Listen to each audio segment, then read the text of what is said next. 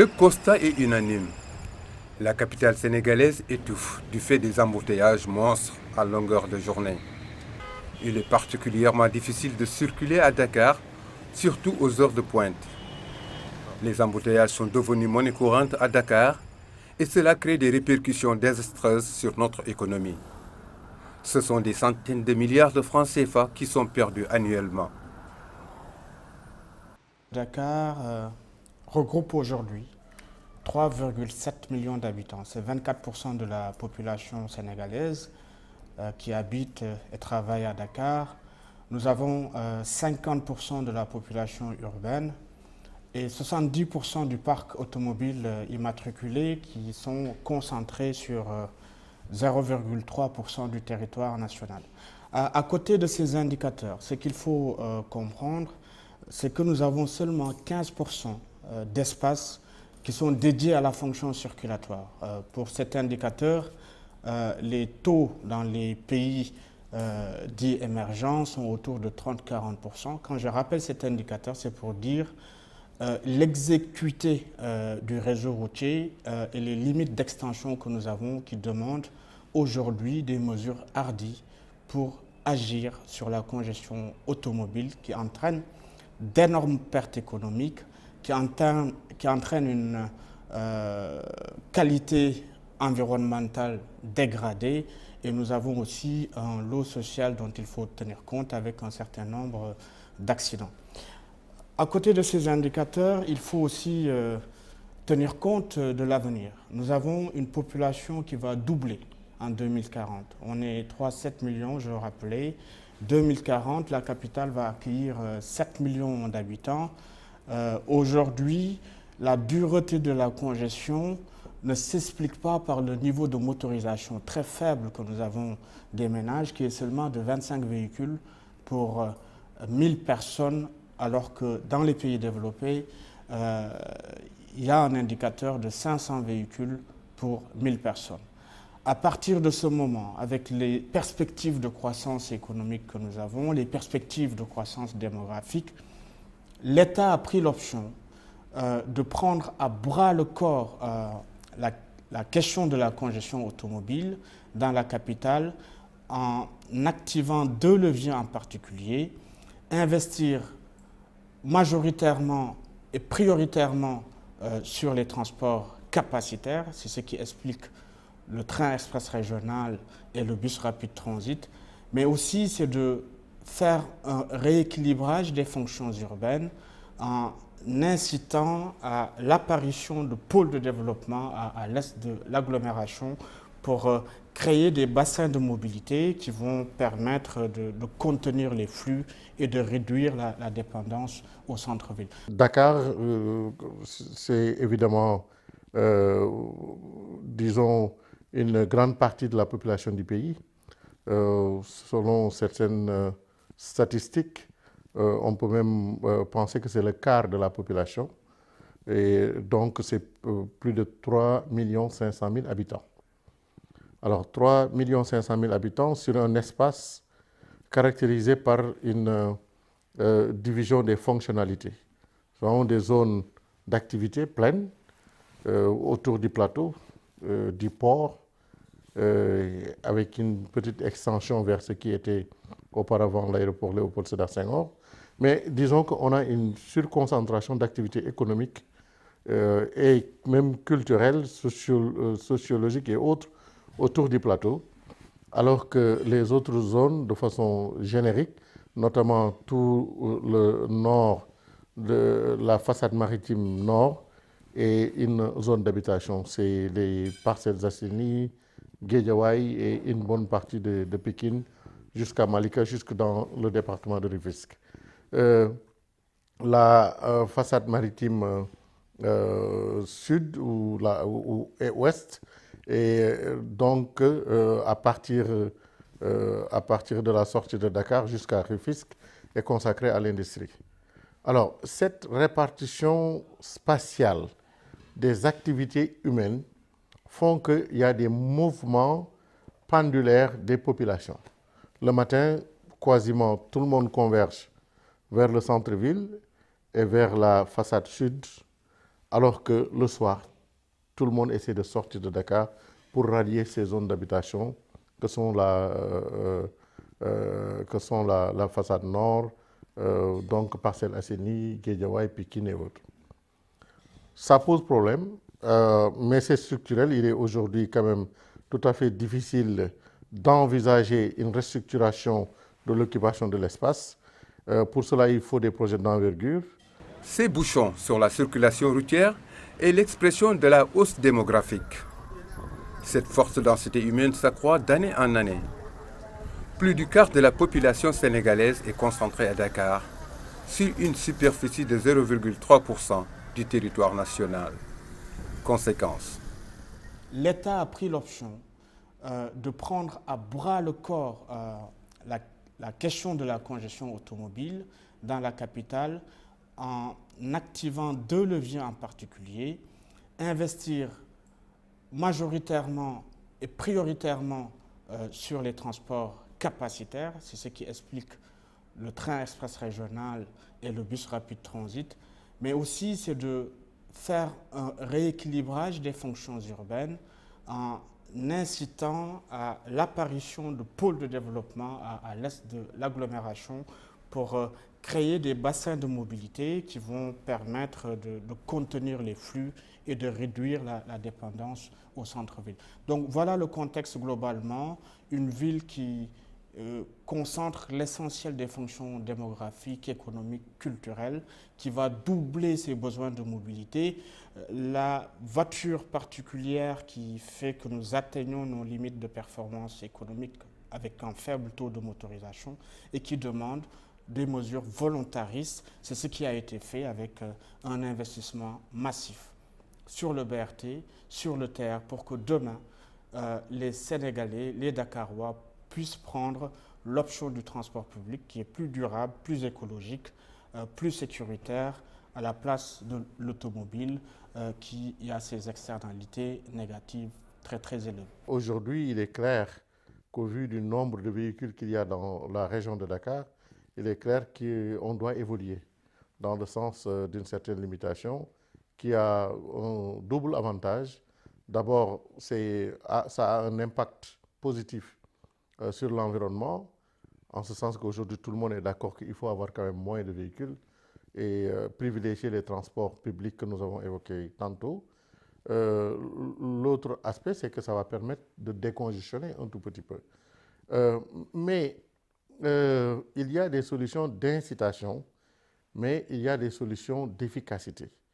La solution d'efficacité, c'est de créer une compétition entre les différents types de transports en privilégiant le transport collectif, c'est-à-dire le TER, le BRT et les autres types de bus.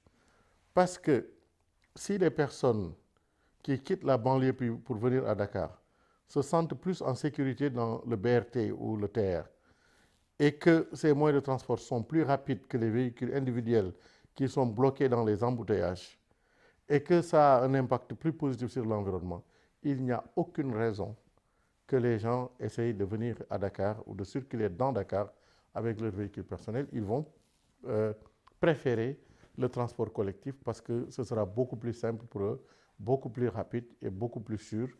Les comportements humains sont en cela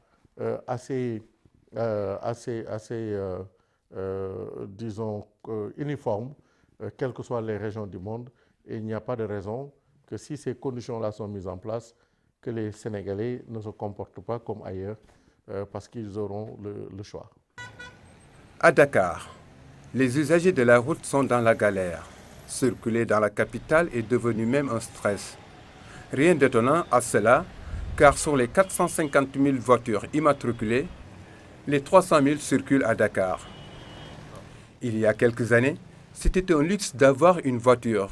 Aujourd'hui, grâce aux vendeurs de véhicules venant d'Europe, les Sénégalais se procurent de plus en plus facilement. Posséder aujourd'hui un véhicule est devenu une nécessité. Mais à côté de ce boom automobile, le réseau routier n'est pas dense dans la capitale. L'importation de véhicules venant d'Europe fait que dans chaque quartier, vous y trouverez des centaines de véhicules d'occasion. Des épaves de voitures qui ont resté plus d'1 an sans circuler. Tout ça, nous ne pouvons pas avoir une circulation fluide. L'autre désagrément, c'est le TER.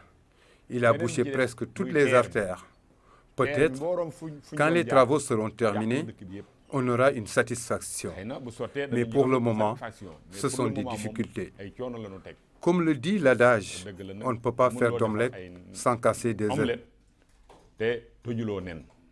Il faut comprendre que sur les 7,2 millions de déplacements par jour qui sont générés par Dakar, nous avons 70% des déplacements qui sont réalisés avec de la marche à pied.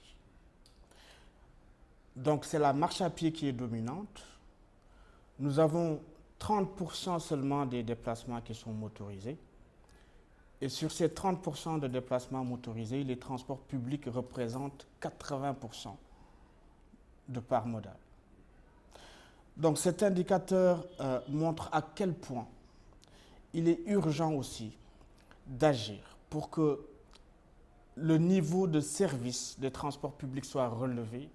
En réalité, ce qui se passe, c'est que les transports publics sont largement majoritaires quand nous considérons les déplacements réalisés par les Dakarois dans une journée moyenne de semaine, 80% des déplacements motorisés, mais le niveau de qualité ne favorise pas ce qu'on appelle le report modal. Le report modal, c'est que des personnes comme vous, comme moi, laissent leur voiture pour aller sur les transports publics, sur les bus, sur les minibus, parce que nous le constatons tous, il faut faire ce saut qualitatif qui permettra à ce que les transports publics ne soient pas seulement une affaire pour les captifs, pour les gens qui n'ont pas le choix.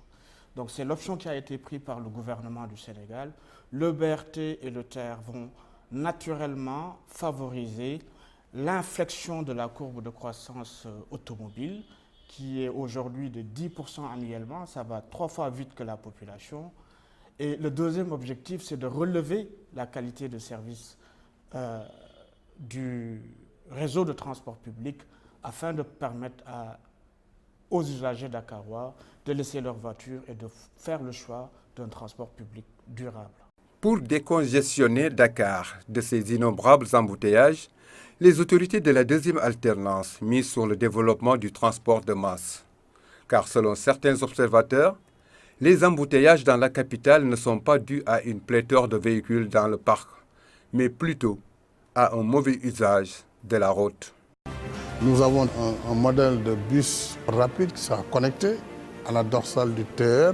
Et nous avons d'autres moyens par bus qui pourront donc intégrer l'ensemble dans un système multimodal de façon à avoir un système de transport moderne qui allie à la fois le confort, la sécurité, la rapidité et également le coût. Tout cela, je pense, est tout à fait aujourd'hui pris en compte et les populations adhèrent parfaitement, rien que dans l'idée de vraiment d'avoir des moyens de transport modernes et sécurs. Le changement, il est réel. Il est réel parce que ces projets sont structurants. En réalité, il ne faut pas seulement les voir à travers un corridor avec des services à la mobilité, mais plus qu'un projet de transport, nous sommes en train de faire de la restructuration urbaine autour de corridors de densité. Le TER, c'est ça. C'est effectivement relier le centre-ville à l'est de l'agglomération en desservant une ville nouvelle, Diamniadio, dans sa première phase. La deuxième phase va permettre de rallier l'aéroport international Blaise Diagne, mais il faut qu'on se projette à 2025, 2030, 2040 où la population va doubler. En réalité, nous allons structurer l'urbanisation autour de ce corridor de densité ferroviaire pour faire aussi l'option d'un transport public à la place de l'automobilité dans nos choix de mode de tous les jours. À côté de ce transport structurant, le corridor de BRT va relier le centre-ville en passant par le nord à la banlieue, typiquement Guédiawaye qui sera le terminus. Nous avons pris l'option de desservir les zones les plus densément peuplées et congestionnées de Dakar. Ce transport capacitaire qui va desservir 23 stations et 14 communes. Je vais juste donner un indicateur simple. Autour des 23 stations, en faisant un rayon de 500 mètres autour de ces points d'arrêt, nous avons 500 000 habitants. Le BRT va transporter journalièrement 300 000 voyageurs par jour. Pourquoi c'est important de faire ces deux projets?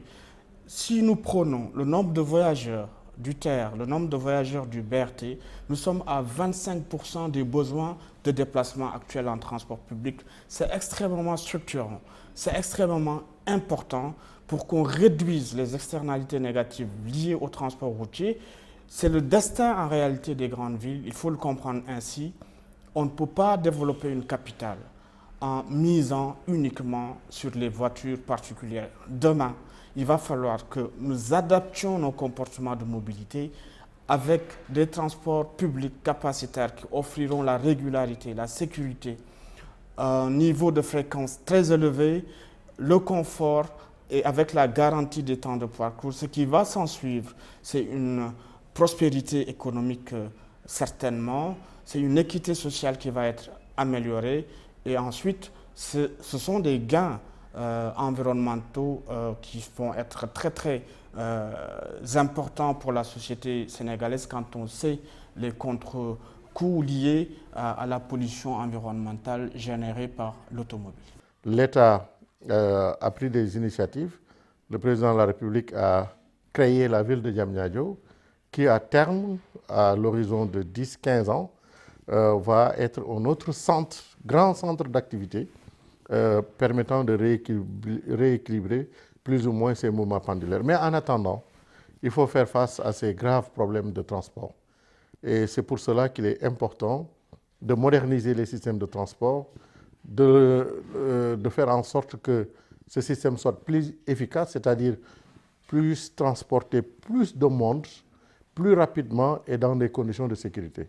Et c'est en cela que les conditions d'abord du TER, le train express régional, et maintenant du BRT, le bus rapide transit, constituent des innovations majeures et des solutions efficaces pour faire face à ces graves problèmes de transport que rencontrent les populations de l'agglomération dakaroise. Le transport à Dakar n'est pas seulement l'affaire du public.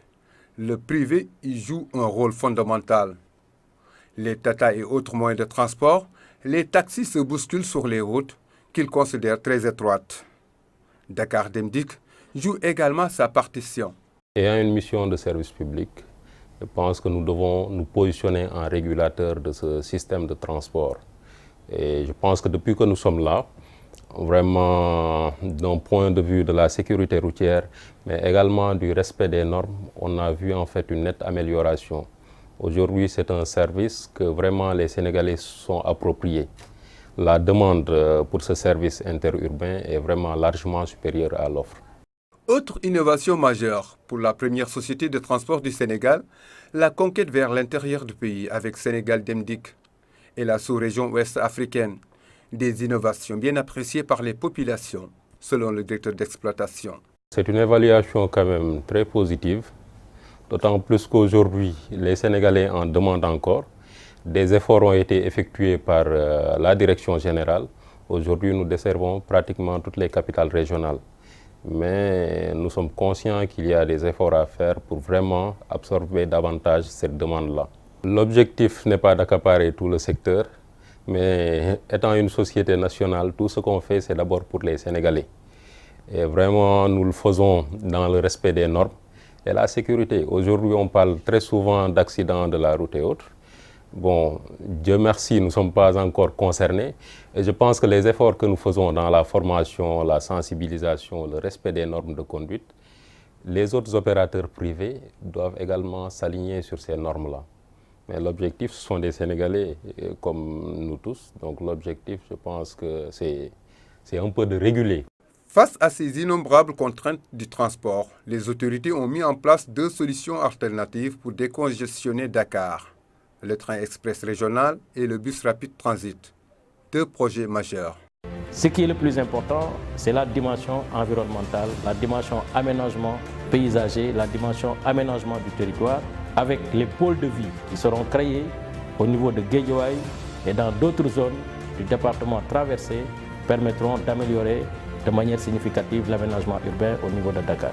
Le BRT est donc un mode de transport innovant qui va allier rapidité, sécurité et confort que le président de la République met à la disposition des populations de Dakar, particulièrement de celles de la banlieue. L'essentiel de l'investissement va aller sur la restructuration globale du réseau de transport, ça va aller sur la prise en charge de la libération des emprises, ça va aller sur l'amélioration du cadre de vie avec des plantations, avec du mobilier urbain, avec de l'équipement. Nous allons accompagner les collectivités territoriales. C'est pour ça qu'on a eu l'adhésion très forte des élus locaux, de l'administration, des populations pour entamer effectivement une transformation urbaine autour de ce corridor.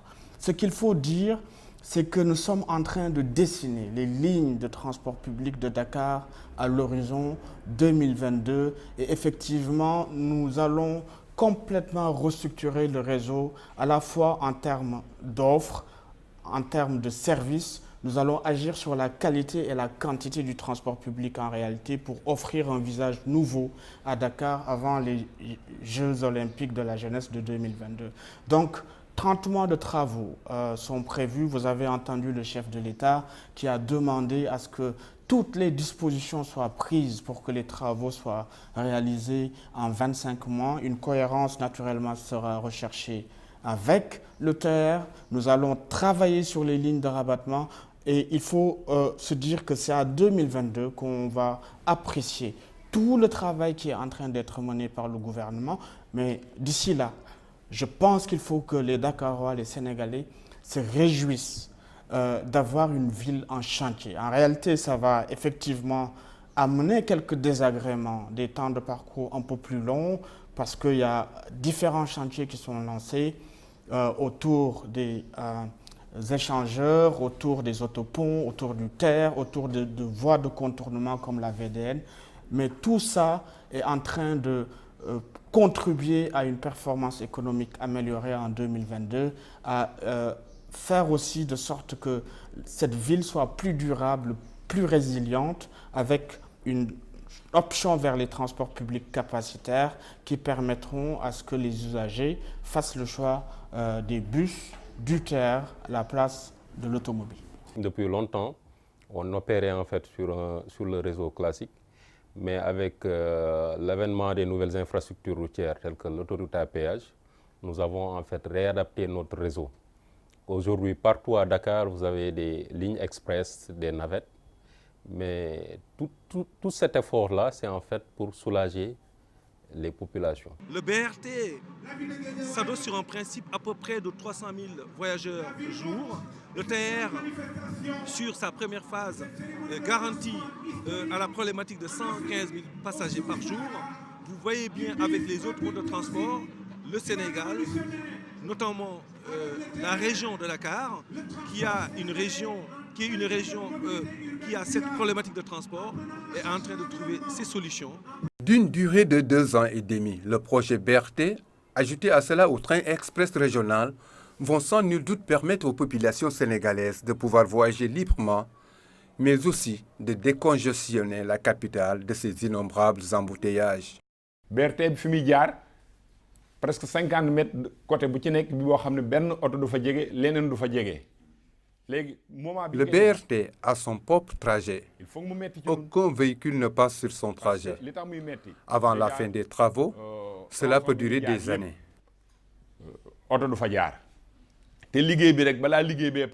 Vraiment, on apprécie ce projet qui va complètement révolutionner le transport dans notre capitale. C'est vraiment utile pour nous, mais nous avons quelques difficultés. Mais actuellement, avec le transport en commun, de manière générale, c'est des émissions de CO2 en longueur de journée. Le BRT, dans sa version électrique, permettra de lutter de manière efficace à ces émissions de CO2 au quotidien et en masse, en grande quantité. C'est la raison pour laquelle ce BRT est un projet pour nous, Sénégalais, qui est venu à son heure au moment où tout le monde entier est en train de faire des efforts, particulièrement sur comment faire pour réduire les effets néfastes du changement climatique. Je pense que tout ce que les gens voient aujourd'hui, c'est le BRT qui va désengorger sur Dakar. Mais tout le travail de rabattement qu'il va y avoir à côté, on ne le voit pas. Et ça, c'est des emplois supplémentaires. Ça va moderniser le transport à Dakar, on se réjouit d'un tel projet, mais aussi ça va créer des emplois et puis permettre aux gens d'aller et de venir le plus rapidement possible. La mobilité facilite l'urbanisation organisée, la planification urbaine. Donc c'est ce complément que ces politiques de transport, ces politiques de mobilité apportent au mieux vivre. Le mieux vivre, le président y est très attaché. Ce sont les bourses familiales, ce sont tout ce qui tourne aux questions de justice sociale, d'équité territoriale. Entre Dakar et sa banlieue, c'est 800 000 personnes qui font des allers-retours tous les jours. Donc si on arrive à régler 120 000 places avec le TR, il reste encore d'autres zones qui doivent être couvertes. C'est la raison pour laquelle ce BRT-là apporte beaucoup plus de facilité à l'urbanisation. C'est carrément donc, la modernisation et la restructuration globale du réseau de transport à Dakar. Un système de rabattement aussi sera en tout cas mis en place pour permettre d'alimenter le BRT, mais aussi d'alimenter le TER. Donc un réseau de transport vraiment structuré et vraiment harmonieux pour satisfaire donc, les besoins de déplacement des populations. Le président a choisi cette place-là, c'est-à-dire l'esplanade de Guédiawaye, c'est que c'est d'ici que partiront les bus. En fait, c'est le terminus. C'est là le réseau de dispatching des bus à travers les différentes lignes. Mais Wakhinane Nimzatt va accueillir le dépôt. C'est comme le dépôt de Ouakam pour les bus Dakar Dem Dikk. Et ces 6 hectares qui ont été affectés par le président de la République sur la bande pour qu'on puisse y installer le dépôt avec beaucoup de servitudes, et avec une création d'emplois et qui va privilégier les habitants de Wakhinane Nimzatt. La gestion de la mobilité urbaine et la desserte des banlieues est l'un des défis majeurs de la capitale. Plus de 3 700 000 habitants au regard de son urbanisation galopante, avec plus de 100 000 habitants chaque année.